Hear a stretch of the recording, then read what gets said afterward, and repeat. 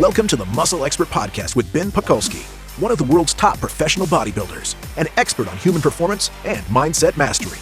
Ben dives deep to deliver the strategies of the top experts to upgrade your body, mind, muscle, strength, performance, biochemistry, and how to become the upgraded modern man. Join us on benpakulski.com to learn the cutting-edge techniques to take control of your body, your brain, and create your greatest life. What's up, ladies and gentlemen? Welcome to the Muscle Expert Podcast. You are about to listen to my interview with Dan Pardi, and you're going to absolutely love this.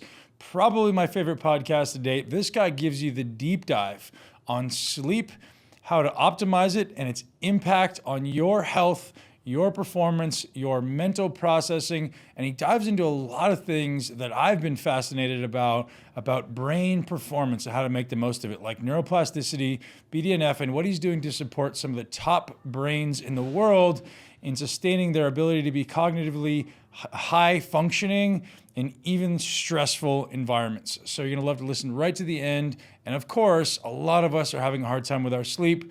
So make sure you share for one person that you know could benefit from this. Hey guys, I interrupt this podcast to bring you a note from our sponsor, ATP Labs. You guys know that ATP cares about what goes into their product as much as I care about what goes into my body, which is why I love BCAA, no sucralose, sweetened with organic stevia and natural flavors.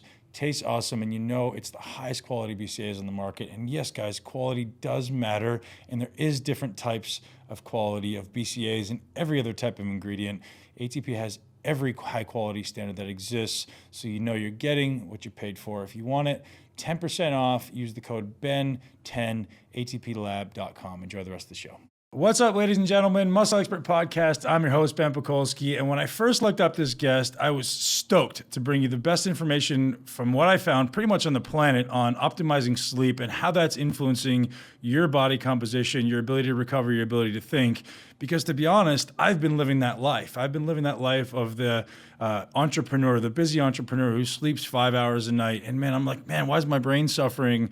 Why is my body composition suffering? You know, what am I able to do to optimize this and still burn the candle at both ends? And the reality is I've learned you can't. You got to optimize sleep. So our guest today, Mr. Dan Pardi, is the CEO of HumanOS, Human Operating System.me.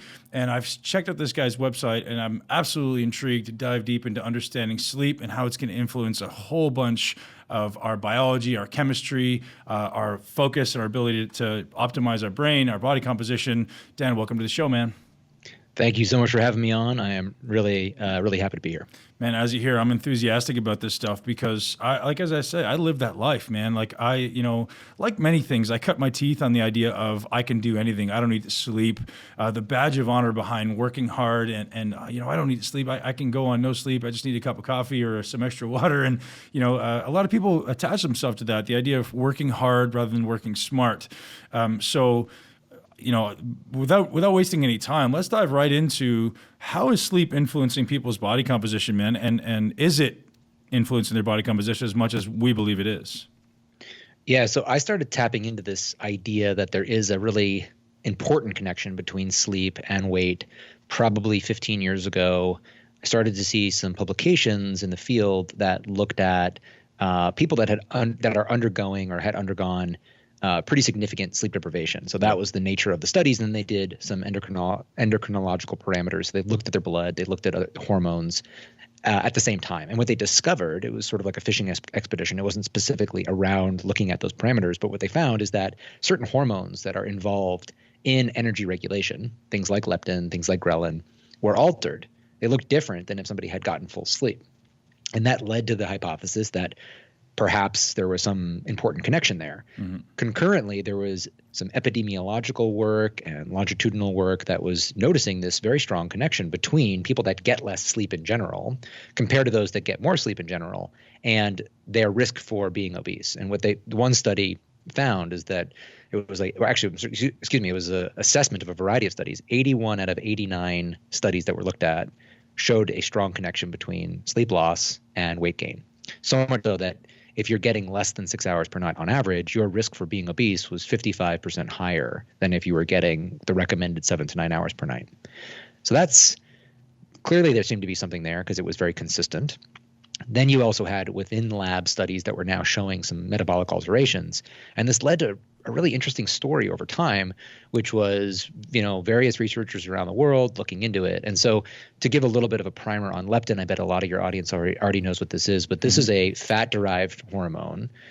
So we used to think that fat was simply just a inert substance that kept the body warm and provided energy, but we now know that it releases up to 50 different metabolically active compounds, most of which are inflammatory.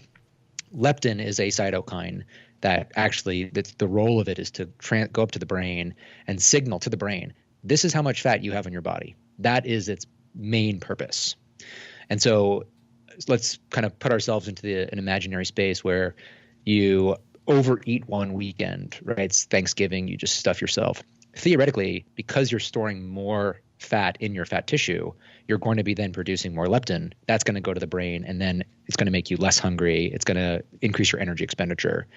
And it'll do this whether you really recognize it or not. Now, the other side of that is if you go try to lose weight, your leptin stores are going to decrease, and that is going to then signal to the brain, eat more food and create a metabolic profile that helps you store more energy into fat. And the whole point is to try to maintain a relative balance or homeostasis. And this is considered what's called the set point, right? So that's why, you might, a really good way to think of it is if, a thermostat in your home to set temperature, you set it at 72 degrees. If the temperature drops, right, it kicks on the heater to get it up. And if it gets above that, it kicks on the air conditioning to get it down. Same type of system. So that's what leptin does. And what the early studies saw is that leptin decreases after a night of sleep loss. All right, so that would indicate that you're going to be more hungry over the next couple of days just because of the sleep loss itself. Then came along some work in ghrelin, and this is another interesting peptide. It's released from your gut. It's from oxyntic cells in the gut. And unlike every other gut-derived peptide that's involved in energy regulation, this is the only hormone that actually encourages hunger and feeding and energy deposition. And so the way that this works is the hormone will decrease significantly after a meal, but slowly between your meal, the last meal that you just ate, and the next meal that you're going to eat, it rises. And as it rises, it makes you hungry, and then you want to eat. And so when this hormone goes up, it makes you more hungry. And so first we have leptin going down. That's going to make you want to be hungry and store more energy. Yep. And then now it was shown that after sleep deprivation, so people getting 4 hours of sleep versus 8, that their ghrelin levels were actually going up. So both of that profile would both indicate, okay, somebody's going to actually be eating more and storing more fat the next day. So that was some early work that really led to the excitement in this field. Like, okay, we've had a 260% rise in obesity from 1980s to today. It's massive increase in obesity. Yep. In fact, some economists have said that this is actually one of the biggest public health concerns. It is the biggest public health concern or global concerns, period, because we can't afford – we know that obesity associates with 50 to 100 other different chronic diseases, and we can't afford to treat people that are living a third of their life with 5, 6, 7 different chronic diseases. Obesity is not necessarily always associated with them, but it's not always the cause of them, but it is associated with a lot of them. And it's probably because it creates this overall inflammatory state in the body. Remember, fat tissue releases these hormones, most of which are inflammatory. Right. And so that just creates this chronic low-grade inflammation that we now know associates with every other chronic disease. So big deal. And that got more research and funding. And then some researchers found actually, we're not seeing that connection as strongly as we thought. When they did studies that looked at that connection over a longer period of time, it was less strong. So we did see some metabolic alteration, but it was less strong. So they started to look at some other things like endocannabinoids. These are, of course, your best way to think of that is the cannabis that you smoke or marijuana. This affects the endocannabinoid system. There are different types of endocannabinoids that basically serve a homeostatic function in the body. So they help to keep balance. And that means that they can react differently depending on if the situation needs, something to be elevated or something to be depressed. It doesn't just do one thing, but it creates that homeostasis. That's what the endocannabinoid system does. One thing that we all recognize is when people smoke, they get the munchies.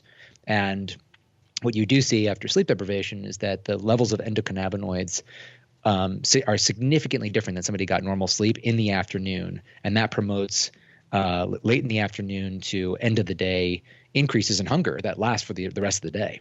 And so if you analyze where all the additional calories come from in somebody who is sleep deprived, most of them come from people that are eating like basically a poor dinner or calories after their last meal. So desserts or snacking.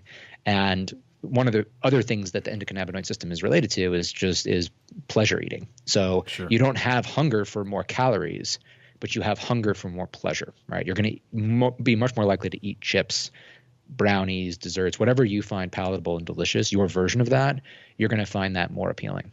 So really interesting stuff. Looking at the neurobiology of it, what are the things that are influencing people to have more poor sleep? So obviously, if everyone's is sleeping less, what are the things that we've seen over the last, since 1970 that have really altered our sleep? I mean, we have a pretty good answer, but I'd like to hear not just like environmentally, but what's actually happening inside our brain that shifts it. Yeah.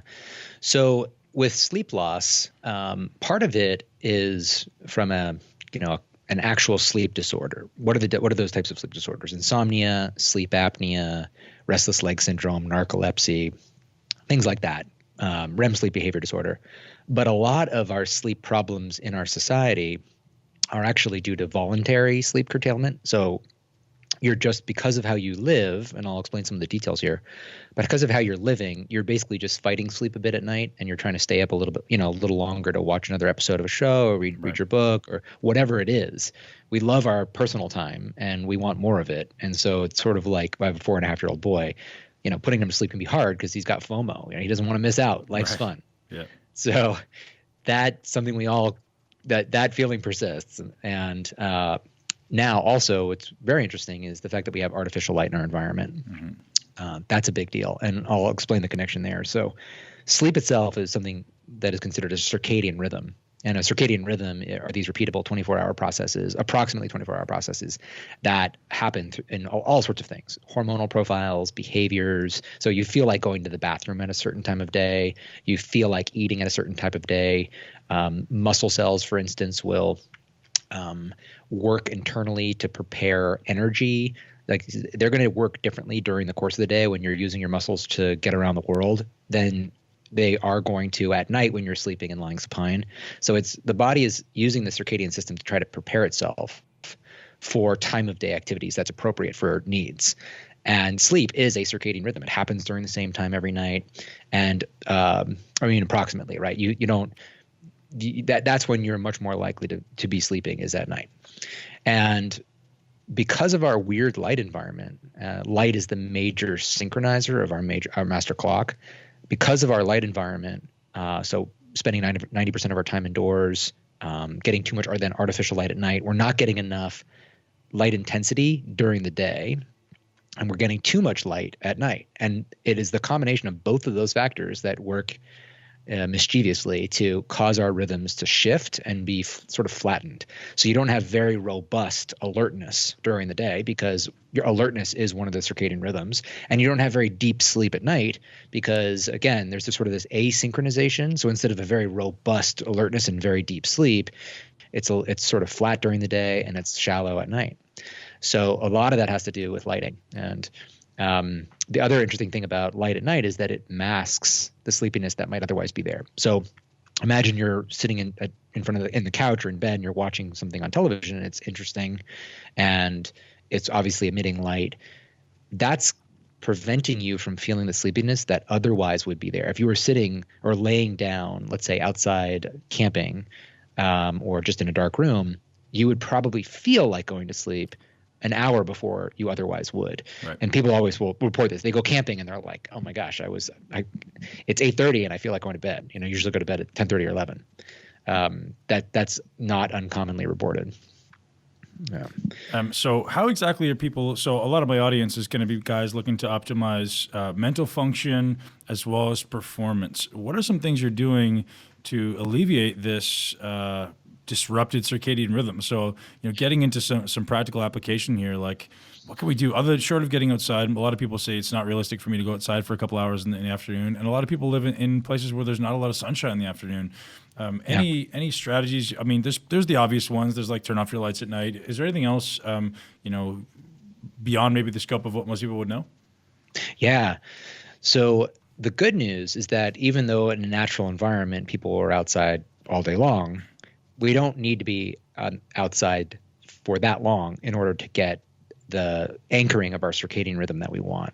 So getting outside in the morning for like a half an hour or sometime between when you wake up, or probably around 9 a.m. to noon, if you can get outside for even like 10 minutes at a time or half an hour, you get about 80% of your anchoring effect with half an hour of light exposure. Oh, wow. And yeah, so I mean, how fortunate are we that we don't necessarily need to be outside for the full day, because it's not practical. All right, it's not practical. But you can take a walk, you can have a snack, you can have a meeting where you just say, hey, let's just go for a walk instead of sitting in this room, and let's get a little bit of light, a little bit of physical activity.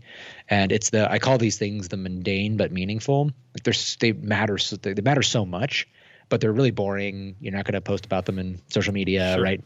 And yet, what this sort of like segues a little bit into not to just move things in that direction entirely, but it segues into what I'm trying to do is how do you actually get people to do these things that really matter in their health and do them in a consistent way. And I think you can give people rules to stick by, and that's what people often want. Just tell me what to do. But ultimately, you need to tell yourself what to do. And so here's a common problem that I found with rules. They can work and people can follow them, but then as soon as once they break down, you have a very hard time getting yourself back on track. You need another set of rules, right? You need to either follow the old rules or you need another set of rules. And so what I aim to do is can you help people understand a subject enough where in the myriad circumstances of life that, challenge your daily patterns, you can continually make good decisions that are then helping you align your behavior with your goals. So you have to say, well, I want to be lean and really sharp.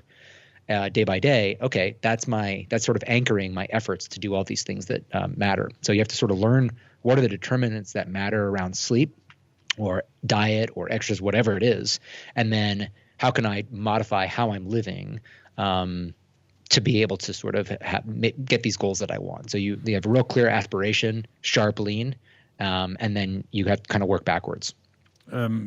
Assuming that I want perfection, assuming that I want 8 to 9 hours of sleep a night, how neurotic do I have to be with my first sun exposure and two, my elimination of artificial lights in the evening, and if so, how long do I need to eliminate them before bed? Yeah, you brought up another good point. I didn't mention all the things I should have in the evening. I'll get back to that. So the body is looking for consistency. When we lived outside, right? So all of our time in the Pleistocene, where we were hunter-gatherers, there was little variation except seasonal, which was slow changes, right? There was obviously changes in the moon intensity at night given cloud coverings and the time of the month. But generally, the rhythms that we were exposed to, that were placed upon us, were very consistent. And so if you miss one night of good sleep, but your pattern is of getting light in the morning, but your pattern is generally good, then you have more resilience to be able to have, issues or problems with where you're not getting the exposure that you need and still staying in a good rhythm. If your rhythm is, day by day all over the place, one night you're going to bed at 10, the other night you're going to bed at 2, and there's high variability of your sleep time. Some days you get morning light, sometimes you don't. And that is highly, highly variable as well. You're going to experience more issues, and you're going to experience more issues as you age. You have definitely a greater tolerance and ability to withstand that when you're younger.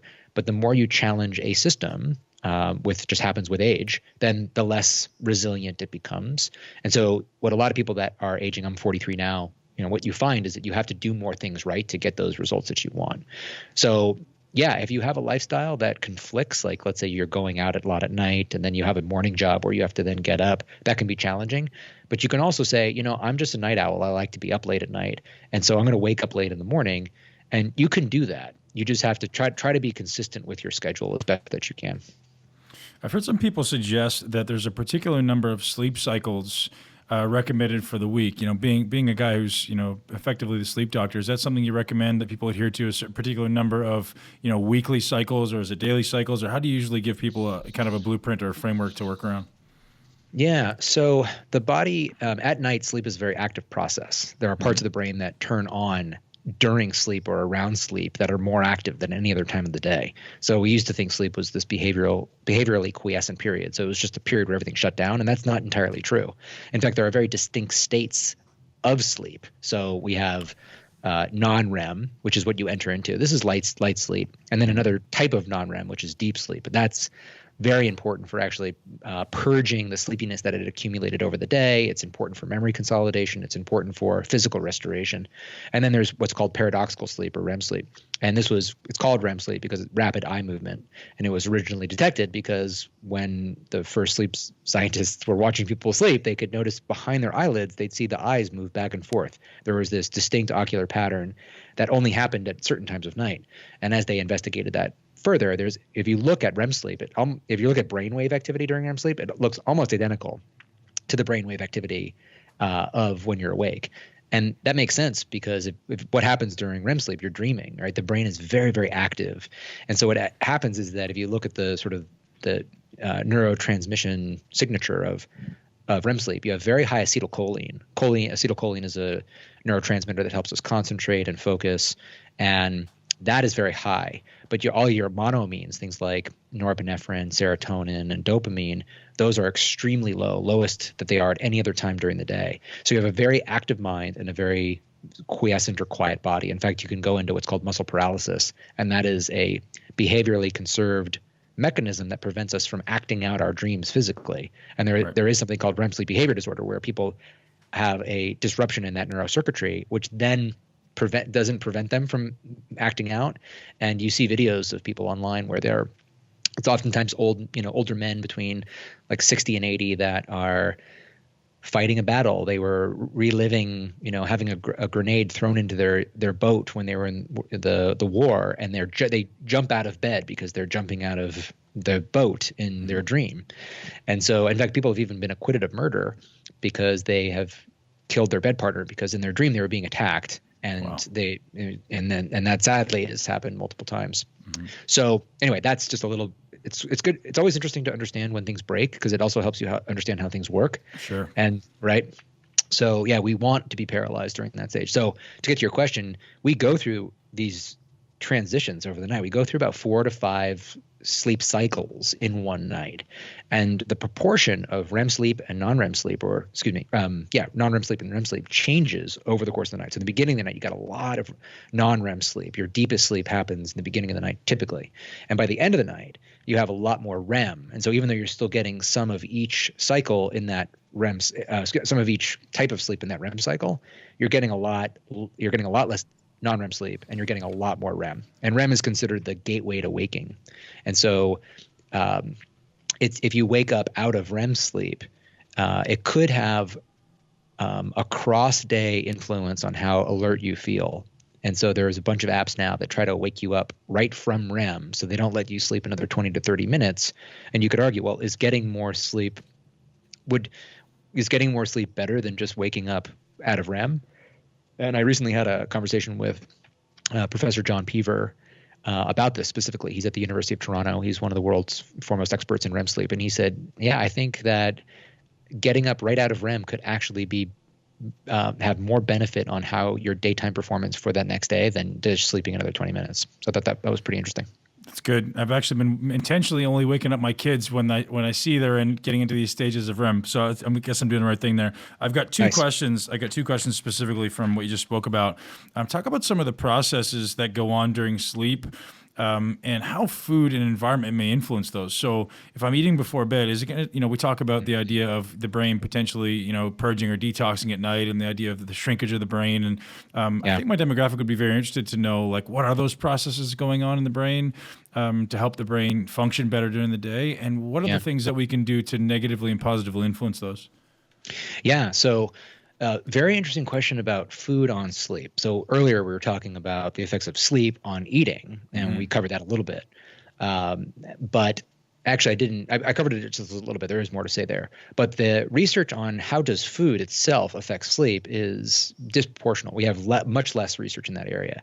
But a couple of years ago, a researcher, Marie-Pierre Saint-Onge, who does great work, lots of fMRI or functional magnetic resonance imaging to look at the brain when it's doing something, did work to say to look at what is the certain sleep patterns, what is occurring in the brain at night, depending on what people ate. And one of the studies, she actually gave people a control diet over 4 days and then let them have an ad libitum diet on the last day. So some people were basically continued on the control diet, and other people were allowed to eat whatever they wanted.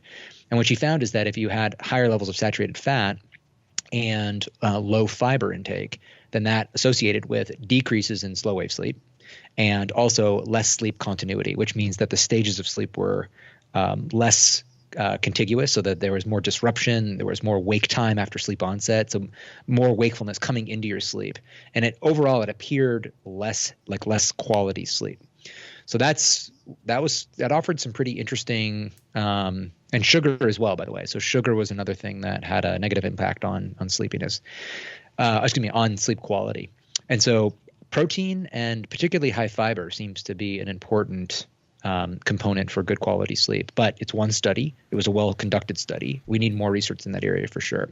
Undoubtedly, the food that we eat has an impact, but it might just be a longer-term one that's, hard to look at within a clinical trial, because it might just, it might take, I don't know how long to actually really reveal itself in terms of meaningfulness of how well you're sleeping. But generally, I'm doing some investigation into this now. Is what are the different components that actually influence the sleep processes? And one thing that we know is that as you're using energy across the day, you are, if you think about what is the currency of energy, it's ATP, right? It's adenosine triphosphate. Mm-hmm. And as you continue to use it, you are actually going to then build up what's adenosine. So as ATP breaks down, you have left the A. And there are parts of the brain that are actually measuring. In fact, all the neurons can measure how much adenosine is available in the extracellular space. And by doing so, the individual neural networks can keep track of how active it has been and over a period of time. And when it's been active for a long enough period of time, then that is going to build up enough adenosine. And adenosine has a couple different receptors types in the brain. Adenosine 1A receptors is then going to essentially go to all these different areas that help keep us alert and awake: histamine, norepinephrine, dopamine, and serotonin. And it's going to then cause the activity of those neural systems to decrease. Secondarily, that same adenosine is going to bind to a different type of its receptor, adenosine A2, and that actually is going to increase the activity of sleep-generating centers. And so you have this sort of flip-flop switch, and it's in beautiful balance with energy usage. So as you're energetic across the day, then that's going to lead to this very strong trigger, and the more adenosine that's present is going to stimulate that really deep sleep, and it's also going to help you keep asleep across the night. So it's this beautiful dance that the brain and body play day and night. Now, a good question, though, then comes up is like, well, it's not that you just feel sleepier the moment you wake up.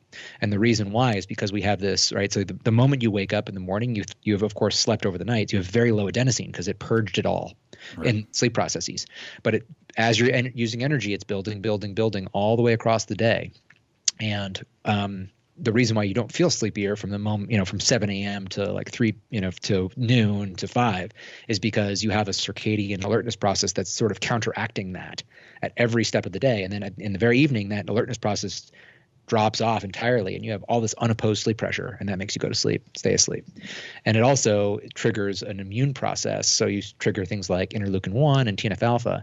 And it is those chemicals specifically that are very important in sleep generation and also neuroplasticity. Neuroplasticity is a way for neurons to connect with, a type of neuron, disconnect and reconnect. And so that helps us have use-dependent we basically can modify how we see things and develop new skills depending on the experiences that we're having in our life at that moment.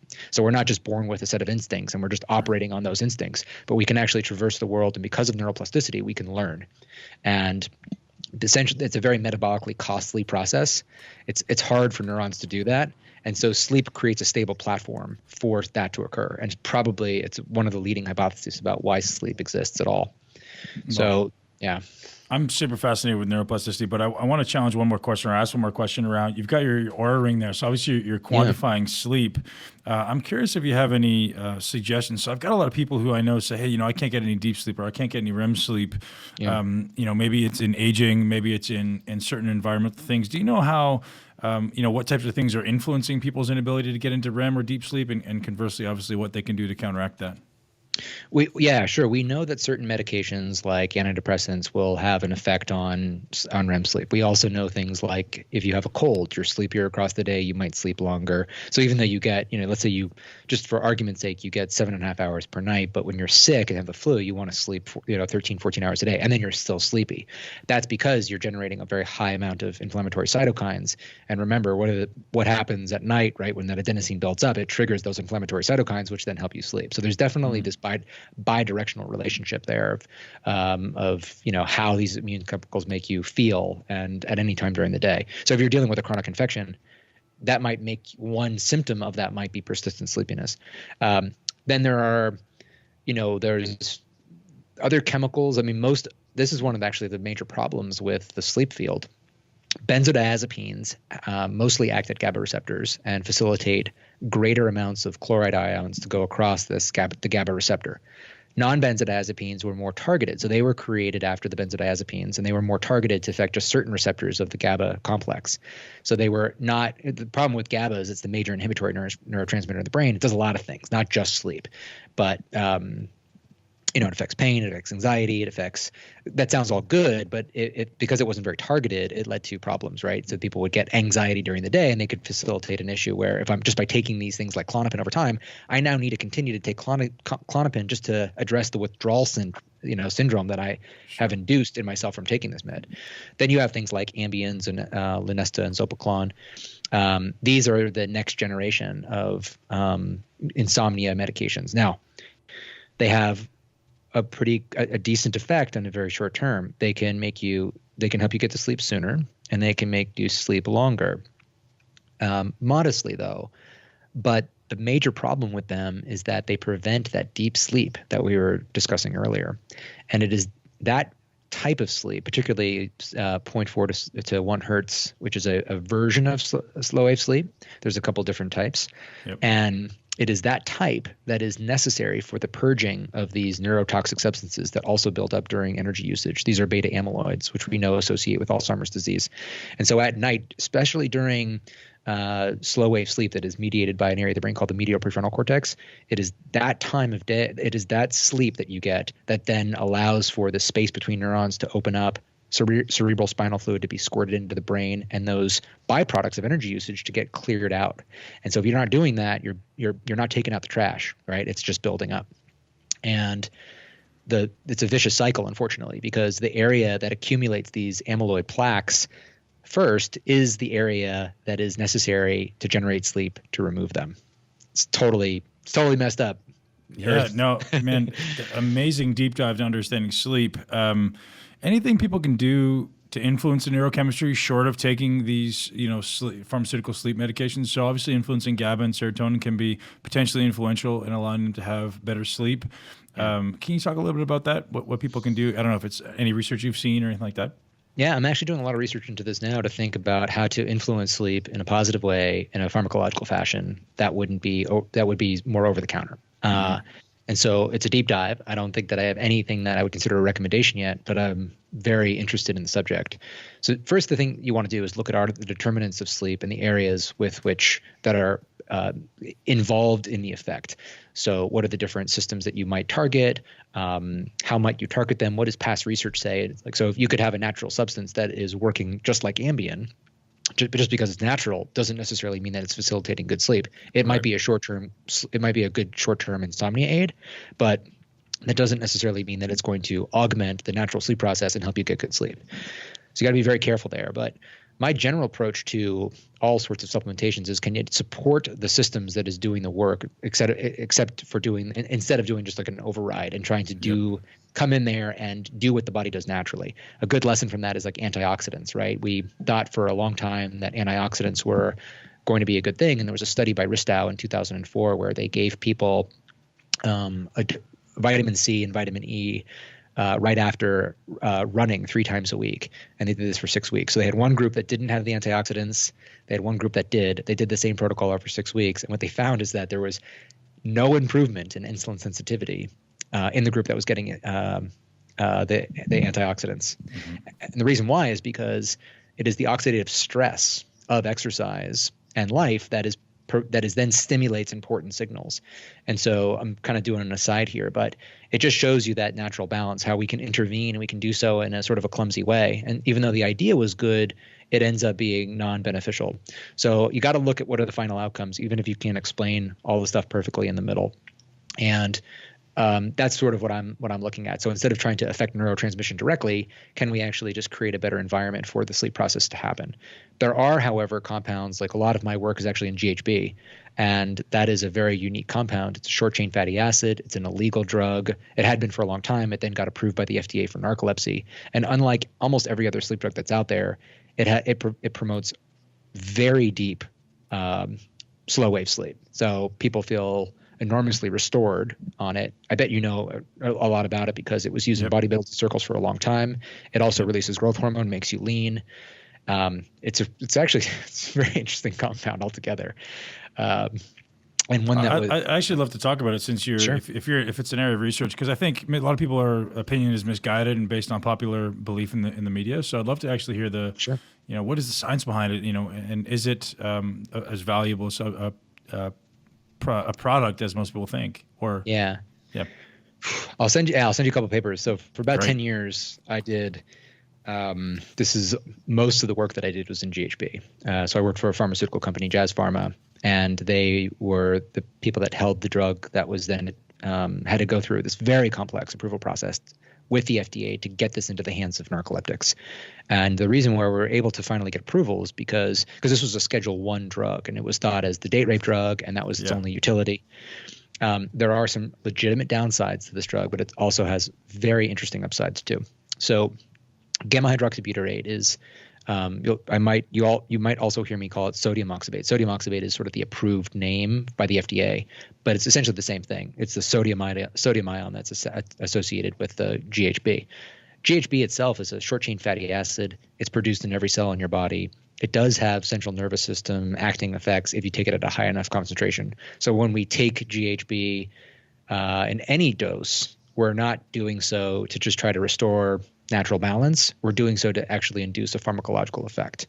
So it can create a euphoric effect. So a lot of people will use it as a sort of a party drug, and it does so by disinhibiting dopamine neurons. It's almost like alcohol, but also euphoric. So it disinhibits dopamine neurons, which means that it takes away an inhibition, which then allows more dopamine to be released. And it also has this alcohol-like disinhibiting effect as well. So that's why people like it. Now, the effect gets stronger. That pleasurable effect gets stronger and stronger and stronger. And as people take more, then eventually the concentration within the central nervous system will surpass a threshold that now the drug will start to influence other receptor types, and it'll make people fall asleep in an instant. Right. Yeah. And so you'd see that in clubs all the time, people passing out from they were in a coma, and they'd be brought to the hospital. 3 hours later, they wake up, they feel great. They're like, I want to go home.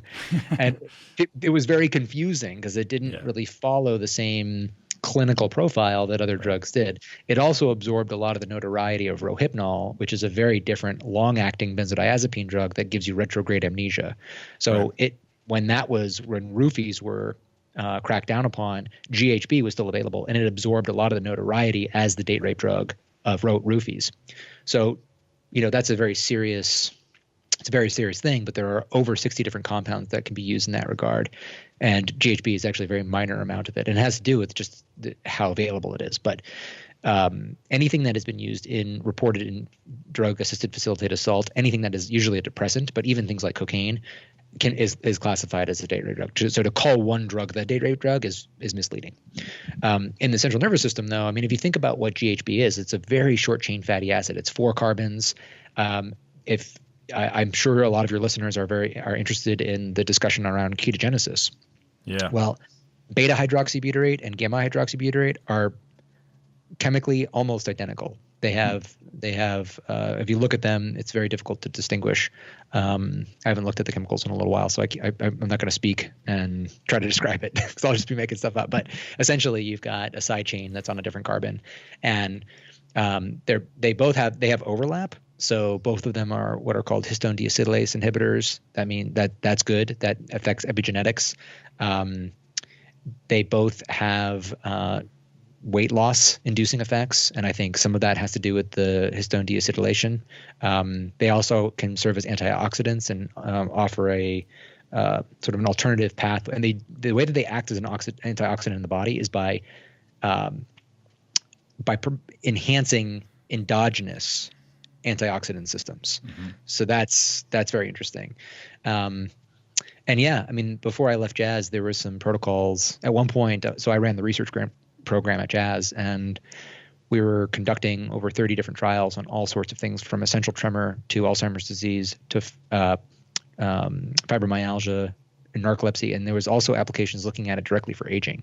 So I think that there's real serious utility for GHB in Alzheimer's disease. And if you look at the mechanisms, it's not just helping you get more sleep, which is one of the major problems with Alzheimer's generation, right? You could use it pharmacologically. You're getting very little slow wave sleep because you've accumulated all this beta amyloid. And now you take GHB. Otherwise, you couldn't have gotten slow wave sleep. Now you're getting it, and it's helping to actually clear out those toxic proteins. That's super cool. But then it also will affect the neurofibrillary tangles directly. It almost seems like a drug that is perfectly suited to address Alzheimer's disease, interestingly enough. Wow. Now, this may be a completely an opinion-based question, but how close are we to actually having that turn into something that's accessible to people looking to optimize health and sleep? And would it be something that they'd want to be using? Yeah, those are really two really good questions, and I don't think that we're going to have access to this in a while. What the company had to go through, it's one of the only drugs that has what's called a bifurcated scheduling, which means that a doctor can prescribe you this medication for whatever they deem fit. It doesn't just have to be for example, cataplexy or sleepiness and narcolepsy. But because you have doctors can do what's called off-label prescribing, it means that they can take a drug that is indicated by the FDA for a very specific condition, and they can prescribe it for whatever they want. So you could get access to it now. But one of the barriers that was put up to prevent widespread usage was a very high cost. And that means that people that do have narcolepsy can get it for a small copay per month. And if they don't have good insurance, there's a patient assistance program, but otherwise it really is preventing its widespread usage. So sadly, and I did a podcast with Jesse Lawler specifically on the subject, we talked about, this thing could be really helpful for people, and we just don't have access to it. And I understand it's not Jazz being a bad pharmaceutical company. It was the contortions that the company had to go through just to make it available to people that had a really clear need. And so it's always good to know the full history there. But also it means if it's diverted, if let's say somebody had a prescription and then gave it to somebody else, it would be considered a class 1 illegal drug. Right. And what are we talking about expensive, like per serving, per day? Any idea where that would range? I think it's close to like $15K a month. It's been, so it's, it's prohibitively expensive intentionally. Sure. Yeah. Sure. But it's been a while I've been 10 years since I've been in that field. So diverging a little bit from sleep here, as I read through your bio, one of the things that caught my eye, and I mentioned this to you earlier, was helping some of the most elite fighters in the world maintain mental alertness and perform at their absolute best under challenging circumstances. Obviously, sleep plays a huge role in that. But what other types of things are you doing to help people maintain this optimal performance? So, speaking about myself as a professional bodybuilder, anything that would have helped me maintain an edge, I looked into. I considered. I was very obviously methodical about it, but I've dove into supplements and anything that I can do to optimize my mental edge and focus. So, what types of things are we talking about? Yeah. So, I think one of the it sounds boring, but starting with diet and lifestyle is enormously powerful, and there's so much room for improvement that, right? I mean, you've seen this time and time again. People will skip the stuff that is sort of boring to go for the stuff that is supplementary. And I'm actually not one who thinks supplements are always just going to be slightly additive. I think that they can be extremely powerful. But I also know that diet and exercise has a really powerful impact on the brain and how well it's working day by day. So for instance, you can look, there's a chronic effect of regular activity, right? So if you're getting activity on a regular basis, then that is going to facilitate good blood flow to the brain. If that activity is of certain intensities, so usually above 80%, you're going to see the release of stress-derived hormones like BDNF, or brain-derived neurotrophic factor. These neurotrophic factors actually help with the new nerve generation. And some interesting work has been done that shows if you actually block that effect from exercise, so you really clearly see it, you see that as somebody exercises at a certain intensity, it releases BDNF, and that actually leads to enhanced learning versus a control group that, let's say, exercised, but it wasn't of a certain intensity or did no exercise at all. Now, if you actually pharmacologically block BDNF from occurring in response to the high-intensity activity, there's actually no benefit. There's no learning benefit that takes place. So it's pretty clear that BDNF in response to high-intensity exercise may not necessarily be the only thing that matters, but it is necessary in order to get those results, to get the brain results that you want. Now, we used to think that the brain was somewhat of a static thing, but there are neurons that are happening, there are neurons that are regenerating. They do what's called proliferative remodeling, that they're not only growing new neurons, but they're actually just changing how healthy those neurons are. You see this in the dentate gyrus of the hippocampus, which helps us learn memory during the day. You see this in the arcuate nucleus, which helps to mediate anxiety and attentional control. So, getting regular high-intensity activity in your life is a good thing. Now, how much? Those are always the more difficult questions. You have to read the tea leaves of what's out there to factor that in. But I think at least a couple times a week seems to be, from what my reading of the literature, adequate to get the stimulation for brain-derived neurotrophic factor. The other thing, though, is that can you do stuff during the day that actually helps you get better blood flow to the brain? And so we know that everybody can detect how they feel after a really hard workout. You feel clear, you feel positive, and you just have that. You feel differently than when you came into the gym. Some people would find that addictive. A lot of that has to do with a certain amount of blood flow. And so when you're exercising at a level that's about 60% maximal intensity, then what you see is that there is the blood flow that's going to the brain is higher than normal. And once you go beyond that, then the relative amount of blood flow that's going to the brain actually decreases back to like what it was when you were just sitting in a chair. Yep. So even though it's getting more, it's not relative to other parts of the body. So there's this critical window of around 60%, 55 to 65%. And that's like a brisk walk. This is where you have a surplus of energy, or a surplus of blood that's helping you think clearly. And that's why a lot of people report thinking their best on a hike or a walk with a friend. You can articulate better. And so what I try to do is I invented something called in-tune training, and it stands for integrative and opportunistic training. And the idea is that there's essentially like a pretty easy daily workout, but then you chip away at those reps throughout the day. So I have a standing desk where I'm at now, and then as throughout my day, I'm doing some bodyweight squats, I'm doing push-ups, I'm doing stuff that's bodyweight oriented that has a very low barrier of entry for me to just say, yes, I just finished this email, I'm going to do 30 push-ups, back to my work. And I keep my day active versus just trying to stand and walk. And by the way, that saying that sitting is the new smoking is not a good saying. We sit too much, for sure, but sitting is also a natural behavior. And so over the course of my day, I'll be doing work standing, I'll be doing work sitting, I'll sometimes lay down and just work off my phone. Some of my best writing, in fact, is happening when I'm laying supine and I'm completely immersed in a thought in my phone. Mm-hmm. So I completely mix it up. Overdoing any one of those is, I think, problematic. And if you really listen to your brain performance, right? I don't know. You could try to say, I'm just going to do the same thing every day. It's 10 o'clock. Now go sit down. But I think ultimately the best is to listen to your body and be very in tune with what it needs. So you're like, okay, what do I need now? I need to go for a walk. I need to clear my head or get some sunshine. I need to sit down. I need to do some stretching. I need to do some hard intensity work. And I think if you develop that trusting relationship with your body, you're always more apt to give it what it needs because you have that, you trust it. And that's a little bit different from sports performance, which always is orienting to you, go hard or go home. And so as a former athlete, I had to change my mindset to say, okay, what's my priority now? I want to be lean, I want to be sharp, but I want to perform really well in my daily life. Yep. And so all of my activity practice is around that guiding principle. I'm really fascinated with BDNF and finding, to use the catchphrase hack, ways to improve my BDNF.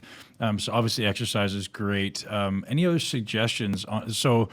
Big part of my business is teaching people to exercise and kind of accelerating the learning curve. So we're ultimately looking for ways to improve motor learning. Anything you know of that may accelerate the production of BDNF or maybe allow us to kind of augment it? Yeah. So BDNF is a stress-derived hormone. Okay. So then I'll pause and I'll ask your listeners to think, okay, what are different types of stresses? One stress is fasting. Mm-hmm. Another stress is sauna. Another stress is cold exposure, right? Another type of stress is water deprivation, which I don't do, but you basically fight that urge to drink a couple times a week. And then what that does is the stress on the body, and that releases stress-derived hormones, which then have a positive effect. So I do sauna multiple times a week, 3 to 5 times a week. And sometimes I'll exercise and sauna. Sometimes I'll just sauna. And it's right. What happens when you get into a sauna? It feels really good at first. Then you're getting a little like, all right, it's getting hot in here. And then by the end, you're like, get me the hell out of this thing. Yeah, you're in panic mode, right? Exactly. And just like exercise, that's where a lot of the sweet stuff happens. So, don't be one of those people that then, if let's say you've been doing progressive overload of bench press at, X amount, and then you try to do 10 times more than you've usually done.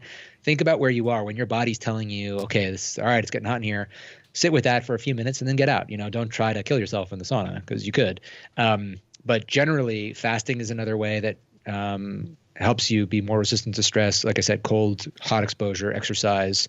And I think we over-index oftentimes with one type of activity. So just trying to get all of your health from one thing, just diet or just exercise, when there's really a variety of different stimuli that are going to be good for you, and just mix those in, right? This is the ultra marathon here. And while it's fun to try different paradigms, sometimes commit, sometimes emphasize, what is your general average pattern? And is that average pattern one where you're getting all the diverse stimuli that the body needs to keep it maximally healthy? That's my perspective.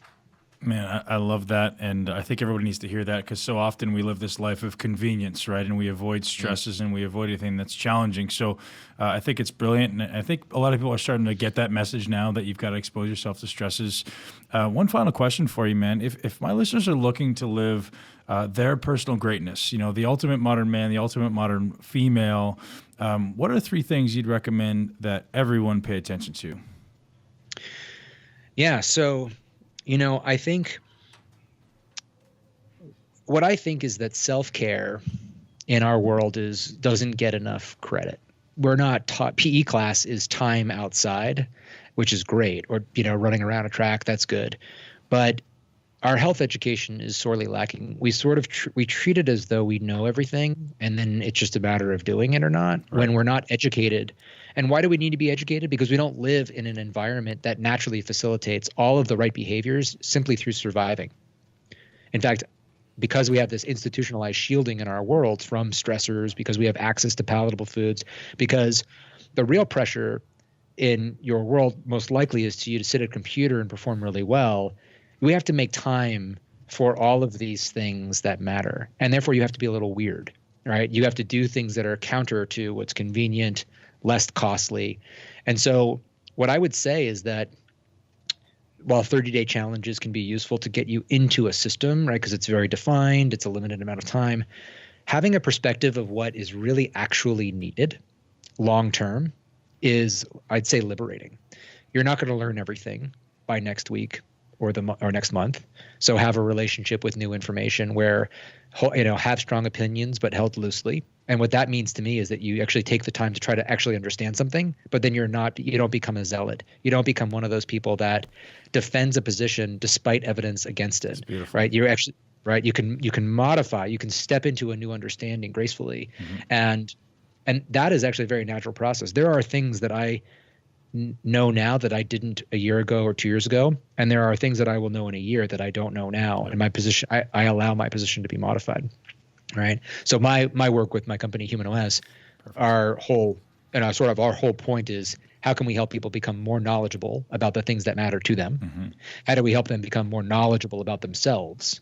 And how do we help them become better at putting everything into practice for them in their world right this moment? So give me some examples of exactly what you have there, that, everyone listening to this podcast needs to go there right now and check this out. Yeah, thanks, man. It's, this has really been a major passion of mine.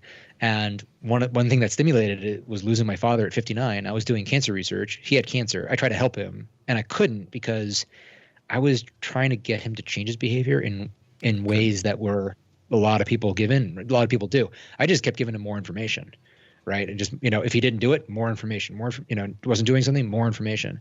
And he was very proud of me, but it wasn't helping him that much. And I think there's also anybody in health probably feels similarly about them trying to affect friends or their family. It's just harder when it's coming from somebody that used to change your diapers. But it did stimulate me afterwards to say, okay, I'm in this field. I want to help as many people as I can. Let's be radically honest with what is needed. And so I did a very deep dive into try to understand human behavior. And that led me to creating a behavior model called the loop model to sustain health behaviors.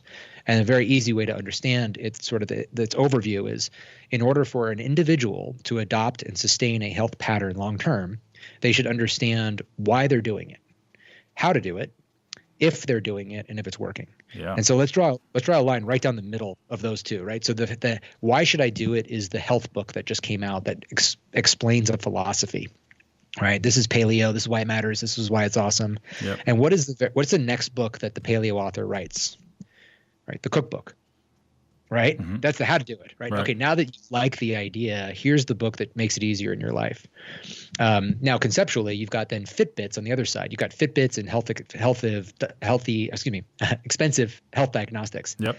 And so that's on the other side. They're sort of agnostic to what your paradigm is typically. It's just like, here's some tools.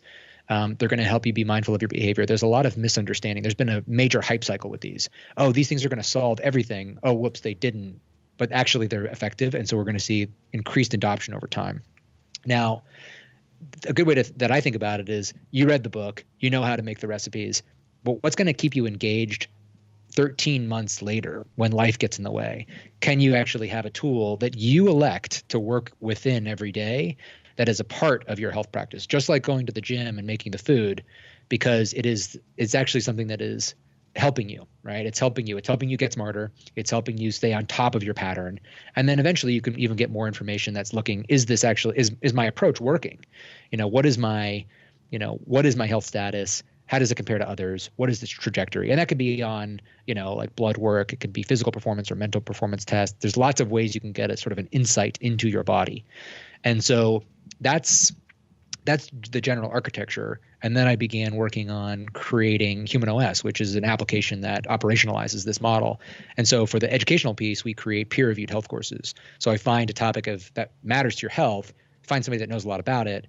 We create essentially like an executive summary.